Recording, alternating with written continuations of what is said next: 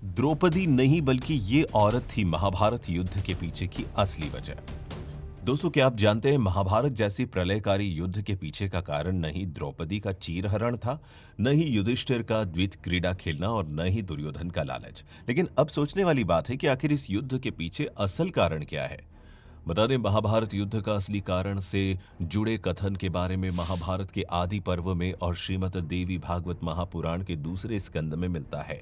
इस कथा की शुरुआत होती है भीष्म पितामह के पिता शांतनु के पिछले जन्म से, जिसमें वो इक्ष्वाकु वंश के राजा महाभीषक थे। वो बहुत धर्मी और तपस्वी राजा की श्रेणी में आते थे। एक बार उनकी कठिन तपस्या और धार्मिक आचरणों को देखते हुए ब्रह्मा जी ने उन्हें ब्रह्मलोक बुलाया।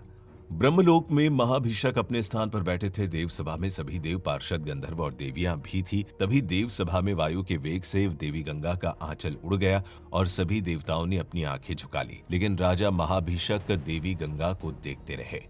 महाभिषक को इस तरह एक स्त्री को घूरने की वजह से गंगा को भी क्रोध आ गया और ब्रह्मा जी ने महाभिषक को श्राप दिया कि तुम ब्रह्मलोक में रहने लायक नहीं हो, इसलिए तुम मनुष्य योनि में पृथ्वीलोक पर जन्म लोगे। ब्रह्मा जी के इस श्राप को सुनकर गंगा को अत्यंत हर्ष हुआ, जिसके कारण माता गंगा में अहंकार आ गया। ब्रह्मा जी ने गंगा की आंखों में अहंकार देख लिया और गंगा को भी मनुष्य योनि में जन्म लेकर अहंकार रहित होने की सजा सुनाई। यही महाभिषक पृथ्वीलोक पर कुरुवंश में विरथ के 14वें पीढ़ी में शांतनु के रूप में जन्म लिया। वो एक पराक्रमी राजा थे और अक्सर शिकार पर जाया करते थे। एक दिन शिकार की खोज में वे काफी आगे निकल गए और तभी उन्हें एक सुंदर युवती दिखाई दी। उसे देखते ही वो उस पर मोहित हो गए। उन्होंने उसके सामने विवाह का प्रस्ताव रखा। उस युवती रूपी गंगा माता ने कहा, मैं अवश्य आपसे विवाह करूंगी, लेकिन मेरी एक शर्त है, आप मुझसे कभी भी कोई प्रश्न नहीं करेंगे और जिस दिन आपने मुझसे कोई प्रश्न किया मैं आपको छोड़कर चली जाऊंगी। शांतनु स्त्री मोह में शर्त मान गए और दोनों का विवाह हो गया। समय बीतता गया। समय के साथ महाराज शांतनु और माता गंगा को पहले पुत्र की प्राप्ति हुई। महाराज शांतनु बहुत खुश थे, लेकिन महाराज शांतनु की यह खुशी ज्यादा समय तक नहीं टिकी। उन्होंने देखा कि गंगा ने पहले पुत्र को नदी में प्रवाह कर दिया। शर्त के अनुसार वो माता गंगा से पूछ भी नहीं सकते थे। ऐसे ही 7 साल बीत गए। इन 7 सालों में गंगा और शांतनु से 7 संतान हुई और 7 पुत्रों को गंगा ने अपने ही हाथों से नदी में बहा दिया। ये सब शांतनु महाराज के लिए अत्यंत कष्टकारक था। जब 8वें साल महाराज शांतनु और गंगा को 8वां पुत्र हुआ, तब गंगा पहले की तरह इस बार भी 8वें पुत्र को अपनी गोद में उठा लिया और नदी में प्रवाहित करने के लिए चल पड़ी।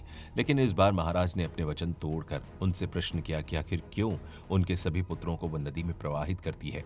महाराज को अपना वचन तोड़ के प्रश्न पूछते हुए देखकर गंगा ने 8वें पुत्र को नदी में प्रवाहित नहीं किया और कहा कि मैं अपने पुत्र देवव्रत को भी अपने साथ ले जा रही हूँ।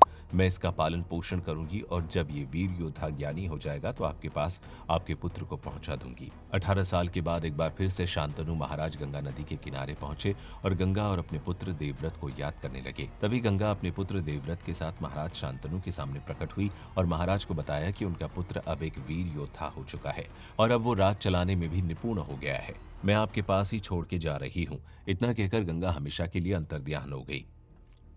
मित्रों, आगे चलकर शांतनु को मत्स्य गंधा से प्रेम हुआ। उसका जन्म मछली के गर्भ से हुआ था। उसके शरीर से मछली की बदबू आती थी। एक बार ऋषि पराशर ने अपनी शक्तियों से मत्स्य गंधा के शरीर से आ रही गंध तो दूर कर दी और बदले में उसके साथ समागम किया। महर्षि के साथ समागम से मत्स्य गंधा को महर्षि व्यास की प्राप्ति हुई।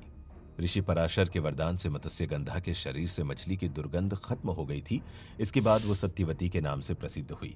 एक दिन शांतनु ने सत्यवती को देखा तो वो मोहित हो गए। बाद में शांतनु के पुत्र देवव्रत ने सत्यवती और शांतनु का विवाह करवाया। पितामह में इस विवाह के लिए देवव्रत ने आजीवन ब्रह्मचारी रहने की प्रतिज्ञा की थी और सत्यवती को वचन दिया था कि उसकी संतान ही हस्तिनापुर का राजा बनेगी। इस प्रतिज्ञा के कारण ही देवव्रत का एक नाम भीष्म पड़ा। इसके बाद शांतनु और सत्यवती के 2 पुत्र हुए, चित्रांगद और विचित्रवीर्य। चित्रांगद की गंधर्व युद्ध में मृत्यु हो गई और विचित्रवीर्य का विवाह अंबालिका और अंबिका से हुआ। विचित्रवीर्य को दोनों से कोई संतानें नहीं हुई और वो भी चल बसा। उस वक्त पुत्र मोह में वंश की रक्षा के लिए सत्यवती ने अपने पहले बेटे ऋषि वेदव्यास को याद किया।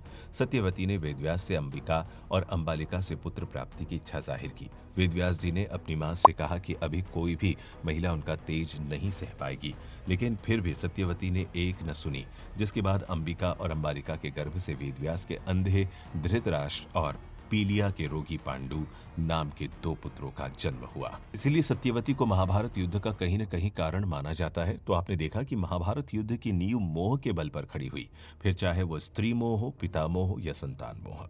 अगर ऐसे ही और महाभारत से जुड़े रहस्यों के बारे में जानना चाहते हैं तो कमेंट करके जरूर